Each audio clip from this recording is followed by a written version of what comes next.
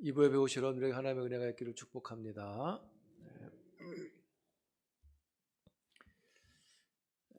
산에서 12제자를 부르셨던 주님이 산에서 내려오셔서 집으로 향하셨습니다.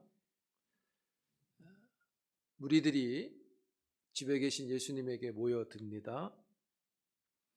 많은 사람들이 모여들다 보니까 오늘 본문에 보면 식사할 겨를도 없었다 이야기합니다. 이때 예수님의 가족과 친족들이 예수님을 찾아왔습니다. 그 이유는 예수가 미쳤다는 소문이 있었기 때문입니다. 가족들이 이런 마음을 가지게 된 것은 예루살렘에서 내려온 서기관들이 이런 말을 했기 때문인데요. 22절에 보시면 바알세불이 짚였다. 귀신의 왕을 힘입어 귀신을 쫓아낸다 라고 예수를 매도해서 그랬습니다. 즉 예수는 정상이 아니라고 귀신의 왕 바알세불에게 사로잡혀서 사람이 못하는 능력을 하고 있다 이런 말이 되겠죠. 선을 행했는데 많이 억울한 일을 당하고 있습니다.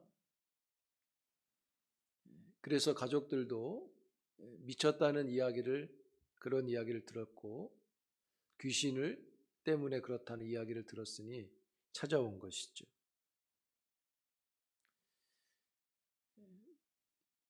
말씀드렸듯이 선한 일을 하신 거잖아요. 그런데 억울하게 당하고 있는 모습이 되어집니다. 오해를 받으면 사람은 격해지고 거칠어지는데 예수님은 격한 반응을 하지 않으시고요. 서기관들의 잘못된 생각을 잡아주십니다. 23절에 보시면 비유로 말씀하시되 사단이 어찌 사단을 쫓아낼 수 있겠느냐 이렇게 말씀하시죠. 이 말씀을 하시면서 하신 말씀을 설명하기 위해서 두 가지 비유로 말씀하셨는데 첫째 24절과 25절이죠. 첫째는 나라를 비유로 말씀하셨고 둘째는 집을 비유로 말씀하셨습니다.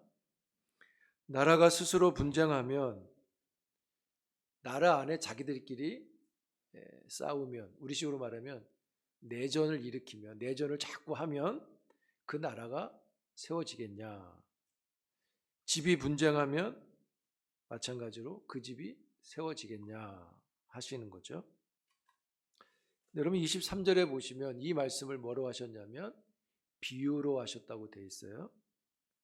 비유라는 것은 하고 싶은 말을 다른 대상을 통해서 표현하는 거죠.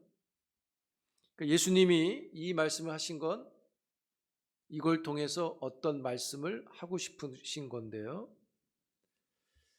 비유로 하고 싶으신 말이 뭐냐 하면 그것은 핵심은 그겁니다. 예수님은 누구냐입니다. 왜냐하면 자꾸 예수가 미쳤다. 예수가 귀신 들렸다. 그래서 이런 일들을 하는 거다. 막 이렇게 이야기를 하니까 예수님은 이 말씀을 통해서 나는 누구다를 말하고 싶은 거죠. 예수님이 하고 싶은 말은 27절에 있습니다. 이 말을 하고 싶은 겁니다. 같이 있습니다. 시작.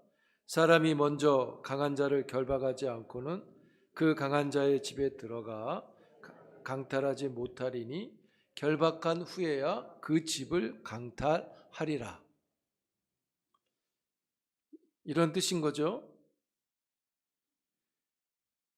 내가 사탄으로부터 너희들을 자유롭게 하기 위해서 지금 사탄보다 더 강한 자가 돼서 이 일을 하는 거다 이런 말이죠.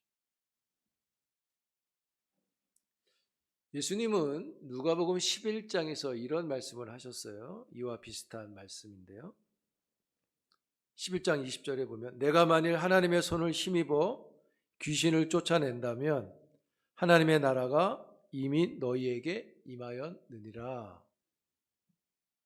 즉 예수가 귀신을 쫓아내는 것은, 치료하는 일들은 이 땅에 새로운 힘이 나타났다는 거죠. 이 땅에 새롭게 나타난 새 힘은 하나님 나라의 능력이고, 그 능력을 사용하시는 분이 하나님이 보내신, 즉 너희들이 기다리던 예수라고 말하는 것입니다. 그러면서 서기관들의 모순을 바로 잡아주고 계신 거죠. 그러면서 그들을 향해서 이렇게 말씀하셨어요. 28절, 29절 함께 있습니다. 시작. 내가 진실로 너희에게 이르노니 사람이 모든 죄와 모든 모독하는 일은 사하심을 얻되 누구든지 성령을 모독하는 자는 영원히 사하심을 얻지 못하고 영원한 죄가 되느니라 하시니. 결국 너희들은 지금 하는 일이 성령을 모독하는 죄다, 이렇게 말씀하시는 거죠. 여기 보니까 모든 죄는 용서가 되는데 성령을 모독하는 죄는 용서가 안 된다, 이렇게 말해요. 즉 그만큼 아주 심각한 짓을 하고 있는 거죠. 구분해 보면 용서받는 죄가 있고 용서받지 못하는 죄가 있는 건데, 용서받지 못하는 죄를 여기는 이제 성령 모독하는 거라 그랬습니다. 여러분 질문 한번 해볼게요. 편하게 속으로 대답하시면 됩니다. 여러분 하나님 앞에서 용서받지 못할 죄가 있나요?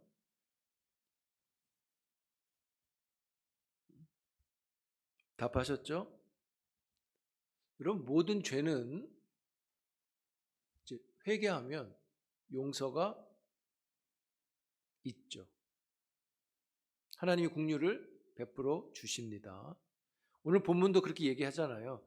모든 죄와 모든 모독에는 뭐가 있다? 사하심, 용서가 있다, 이렇게 말합니다. 예를 들어 베드로 3번 예수를 모독했잖아요. 근데 용서받죠. 사도 바울은 더합니다. 예수 믿는 사람 성령이 하는 일들을 못하게 했잖아요. 근데 그가 부름받죠.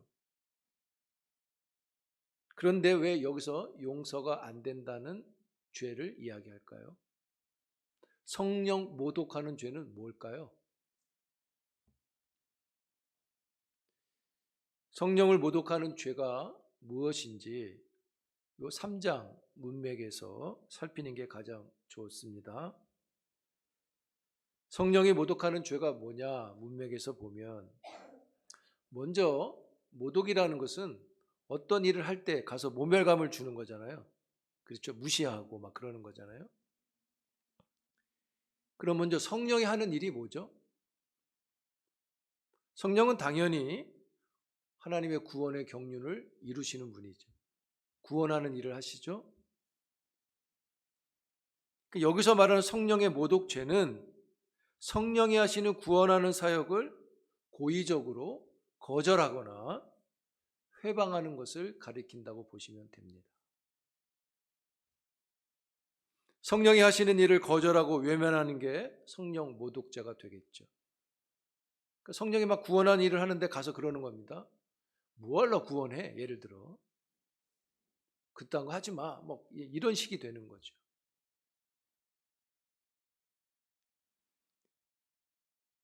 여러분, 즉 하나님이 하시는 일이 성령의 일인데 그 일의 반대편에 있는 게 모독하는 거겠죠. 성령을 거절하는 것은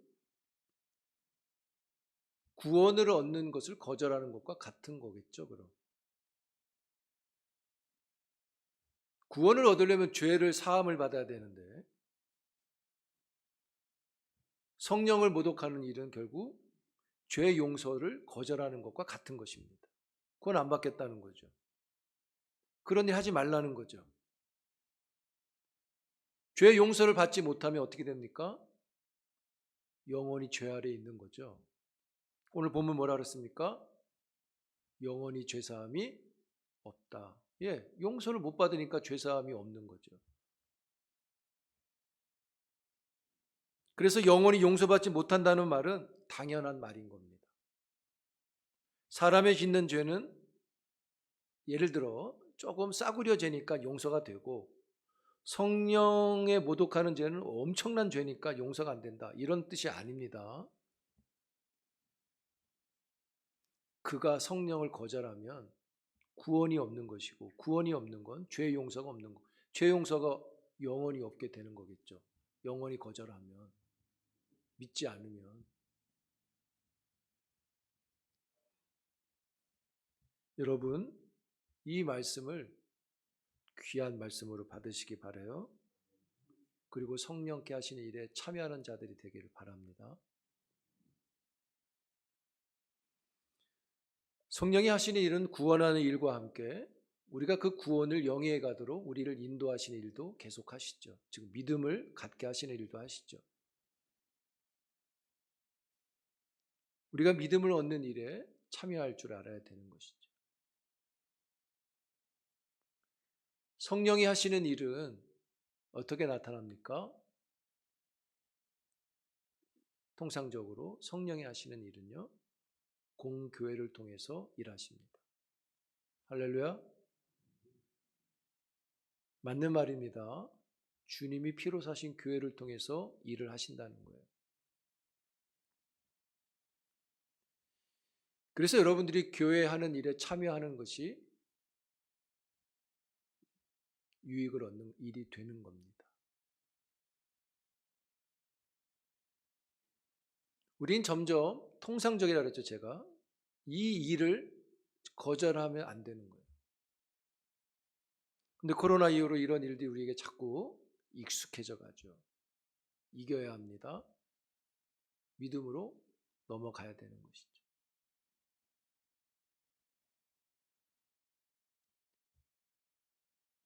이런 것도 모르고 이런 게 아닌데 예수의 가족들이 예수를 부르고 있어요.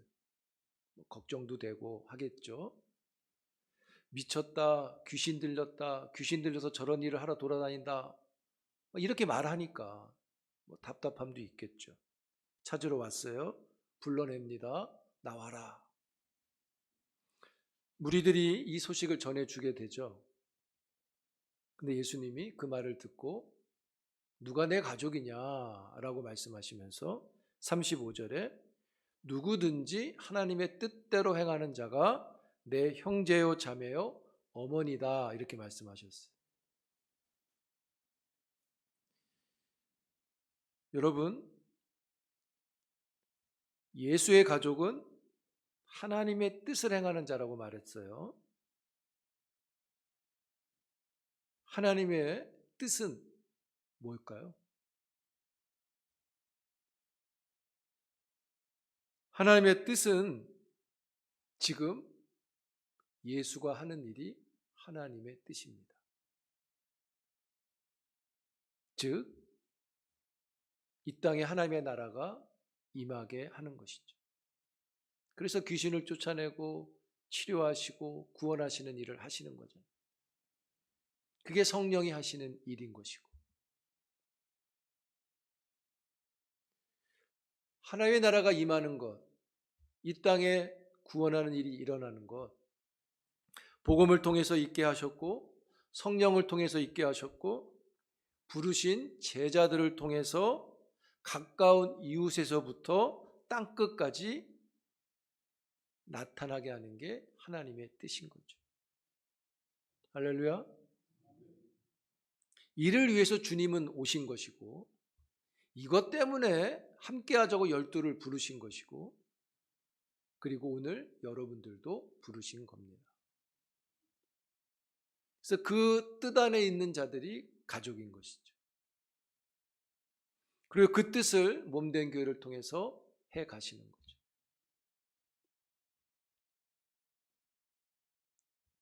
이것이 교회의 존재고 이유가 되는 것이죠. 목적이 되는 것이죠. 교회가 있는. 그래서 이것을 위해서 교회를 세우신 것이고 그 교회 안에 여러분들이 있게 하신 것이고 그래서 교회 안에 있는 여러분들을 가족으로 되게 하신 겁니다.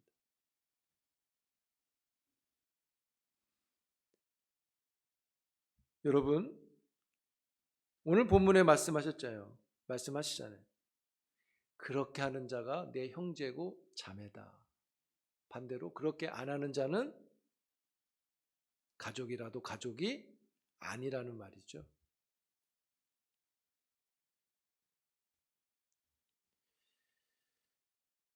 사랑하는 성도 여러분, 하나님 나라의 가족으로 충만하기를 축복합니다. 하나님의 뜻을 하는 자가 되어야겠죠. 즉 참여해야 되겠죠. 그 뜻을 하는 자가 가족인데 지금 이 서기관들이 그렇지 못한 것과 못한 모습인 거죠. 또 가족들은 어떻습니까? 즉 하나님의 뜻을 모르면 이 서기관들처럼 예수를 오해하게 되는 거죠. 그래서 어떤 짓을 합니까? 성령을 모독하는, 우리식으로 말하면 마녀 사냥을 하는 거예요.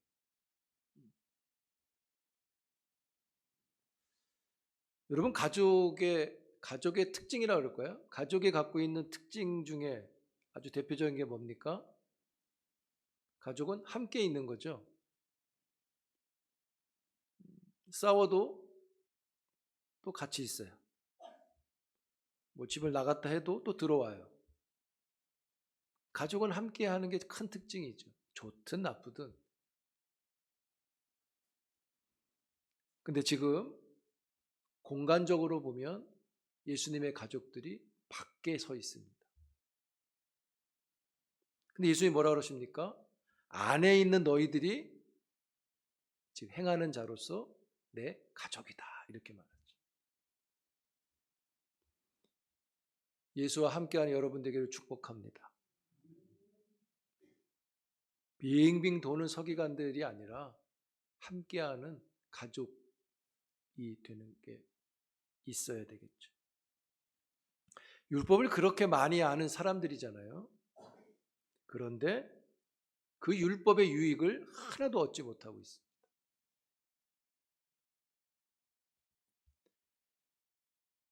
예수의 가족은 함께 해서 그가 하는 일을 보고 또 그 일을 돕고 하는 것이죠. 성령이 하는 일을 돕는 것이죠. 함께 한다는 의미를 그냥 공간적으로만 한 집에 있다 이렇게 생각하지 마시고 여기서 함께 한다는 건 사귐이 있다는 것을 말하는 것입니다. 여러분 하나님과 사귐이 있는 가족이 되기를 축복합니다. 등 돌리고 있는 가족이 아니라 즐거움이 있는 것이죠. 여러분 하나님과 사귄다는 것이 다른 말로 표현하면 영생을 누린다는 것과 같은 표현입니다. 여러분 성경이 말하는 영생이라는 것, 우리가 말하는 영생은요 영원히 사는 걸 말하는 게 아닙니다. 하나님과 사귄다는 의미에 있는 겁니다. 우리가 하나님과 사귐을 하는데 그 하나님이 어떤 분이십니까? 영원한 분이시기 때문에 그 사귐이 영원해요. 그러다 보니까 우리가 영생을 하는 거예요. 계속 사귐이다 보니까 영생이 되는 거예요. 표현하면. 하나님과 사귐이 영생인 거지. 저 지옥불에 심판받는 사람도 영생이 있어요. 거기도 죽지 않기 때문이죠. 그래서 지옥에 있는 사람 보고 영생한다는 표현 쓰지 않잖아요. 하나님이 함께 한다는 건 이 영생을 누리는 것이고 이 영생은 곧 하나님과 사귐이 있는 것이죠. 그럼 그 사귐은 지금 있는 겁니까? 없는 겁니까? 지금 있는 거죠. 지금 가족인 겁니다.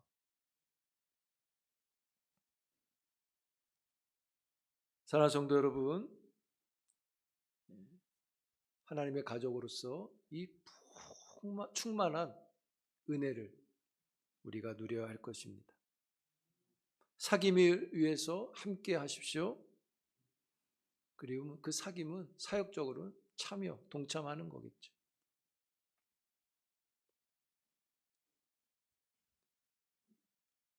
사랑하는 성도 여러분, 하나님의 가족의 아름다움이 여러분에게 충만한 은혜가 되기를 축복합니다. 성실하게 성령의 일에 참여하시고 그 참여하는 자로서 형제와 자매로서 함께 이 큰 은혜를 기쁨으로 충만히 누릴 수 있는 하나님의 가족들이 되기를 주의 이름으로 축복합니다. 기도합니다. 하나님 은혜를 감사합니다. 하나님 나라의 가족으로 부르셨습니다. 가족의 아름다움을 누리게 하옵소서. 성령이 하시는 일에 순종하게 하시고 교회 하는 일에 순종하게 하셔서 가족됨을 온전히 이루어가는 지혜로운 종이 되게 하옵소서.